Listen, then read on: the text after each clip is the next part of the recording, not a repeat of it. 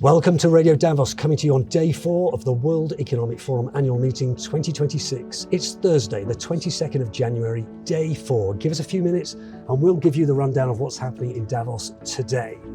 On any podcast app or on the Forum Live app, this is Radio Davos. I'm Robin Pomeroy and I'm recording this actually in the heart of the Congress Centre. You're going to hear some background noise, and joining me to look ahead to day 4 is podcaster Stacey Vanek Smith. Hi Stacey, how are you? Hi Robin, I'm very happy to be here. Tell us what you do in the world of podcasting. I co-host a podcast from Businessweek called Everybody's Business, and I am a senior writer for Businessweek. Brilliant. Great podcast. Go and check that out. Co-hosted by Max Chafkin. He's great too. Give him my love. I will do. We're going to look forward to day 4 on Thursday. There's actually lots of really interesting things to talk about. But let's look back on yesterday when Donald Trump was in town. You're an American. He's your president. Yes. It was a mixture. It was a very long speech. He seemed to go off script quite a lot. A lot of it was about geopolitical issues, Greenland. Yeah. And a lot of it also seemed to be aimed at domestic consumption, particularly about the economy and about interest rates and that kind of thing. I mean, do you have any main takeaways from it? It was really interesting. I wanted to be in the room. I've never actually seen the president in person before, and I wanted to be in the room, which was very crowded. I don't know if you saw all the hundreds of people piling in. I knew I wouldn't get in the room, but I did come just to see the crowd trying to get in the room. It was quite a crush. When you think these are all VIPs, pretty much everyone here. People were absolutely losing their minds. I mean, it was like a Taylor Swift concert, except a slightly different mood, I think. Yeah, okay. So I got in, and it was very interesting. So I would say the first 20 minutes, you're exactly right. He was talking about energy policy, about oil prices, about wind power, which he really said was, he said it was a ridiculous form of power. And there was just a lot of opinions. And I think everyone kind of started to relax at that point. There was so much tension. Everyone kind of relaxed. And it was like, he was doing a lot of what he often does, which is talking about how he's, brought peace, he's, ended 8 wars and is the greatest president ever, and a lot of kind of the normal stuff. And so it just seemed like it was going to be, he seemed in a very kind of even keel mood.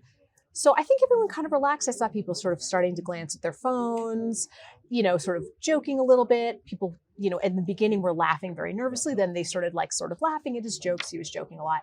And then about 20 minutes in, everything changed. President Trump said, should I talk about Greenland? He kind of said it like it wasn't scripted. It clearly wasn't it? All the air went out of the room. Everyone, because I think up to that point, and I also thought this, when he didn't open with Greenland, when so much time went by, I was like, this isn't going to come up. This is a non-issue, just like Treasury Secretary Scott Bessent had kind of hinted that it might be a non-issue. And then it was a big issue. And that was one of the, I've never seen 900 people be so quiet. I think attention was riveted on President Trump. It was shocking. I was shocked at several points. I felt goosebumps. But did he really say anything there that he's not said before? That is an excellent point. Someone else made this point. They were like, well, what the real thing that President Trump said was that he will not use weapons, that he's not going to attack. That's the headline that, yes, at the time we're recording this, which is actually the evening before the show goes out. So all kind of news could have happened overnight. But that seemed to be the line most big news organizations were taking. Yes. I'm going to take Greenland, but not by 4. Well, by the time you're listening to this on Thursday, on day 4, there'll have been a lot of commentary and analysis. Oh my gosh, I can only imagine. This is very much a quick take coming out of there. Anyway, let's move to today, to day 4. I'm going to run through a few things I've picked out, Stacey, and get your opinions on them.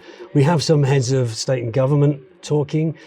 These timings are right at the time this went to press. They do get juggled around, but I believe this will be right. The first one is at 9 o'clock in the morning, a conversation with the president of Israel. That's the president who in Israel it's not the Prime Minister. We're not talking about... It's not Benjamin Netanyahu. It's not Benjamin Netanyahu. It's Isaac Herzog. But interesting nonetheless. At 9:30, half an hour later, we've got Friedrich Merz of Germany, the Chancellor of Germany.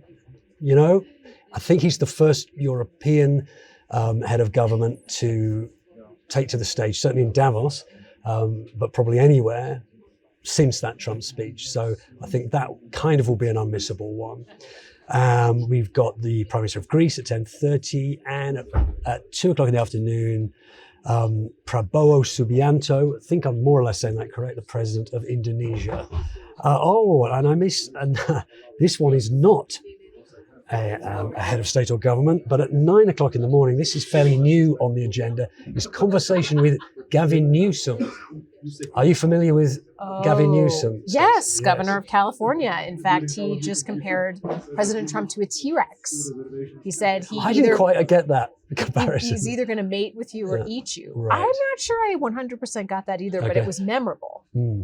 Okay, so there we are. It's funny that he's on at 9 o'clock, so he'll have the first bite of the post-match analysis, if you like. And I doubt whether it will be very favourable to Mr. Trump. So he's come to Davos to be that kind of Democratic counterweight to the Republican. He's been very Trump. visible. I've seen him multiple times. I think he's been very much making his presence known. Okay, so those are some of the speeches and conversations going on. Let's look at some sessions at 1:30 in the afternoon. Venezuela, what next? ? There's a great title for a session. These are more thought leaders talking there rather than people from government. But I think it's got to be a very interesting session. Do you know what's going to happen next in Venezuela, Stacey?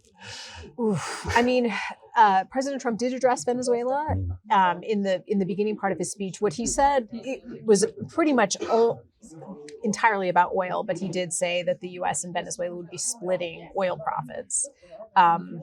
So, I mean, we do know that, and he said that American oil companies were going into Venezuela, which I'm not sure isn't entirely nailed down yet from what I understand, but that is what he said. Okay, well, for some very thoughtful conversation about Venezuela, that's at 1:30 this afternoon.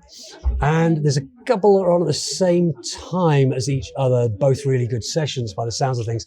4:15, there's one called All Geopolitics is Local, and that has ministers, people in foreign ministries from France, from Poland, from Saudi Arabia. We also have people from Bridgewater, Meta, and my colleague Mirek Dušek, who's the managing director of the World Economic Forum. 4:15 as well, but you don't need to watch these live. These will be available on catch up for a long, long time ahead.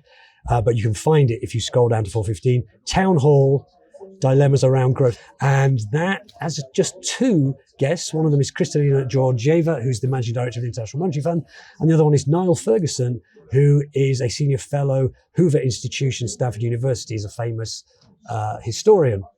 So I think that's a good pairing. I'd be very interested in seeing what happens there. Stacey, economy, I mean, that's the other big thing. Yes. That links all these things. You know, it's the economy, stupid.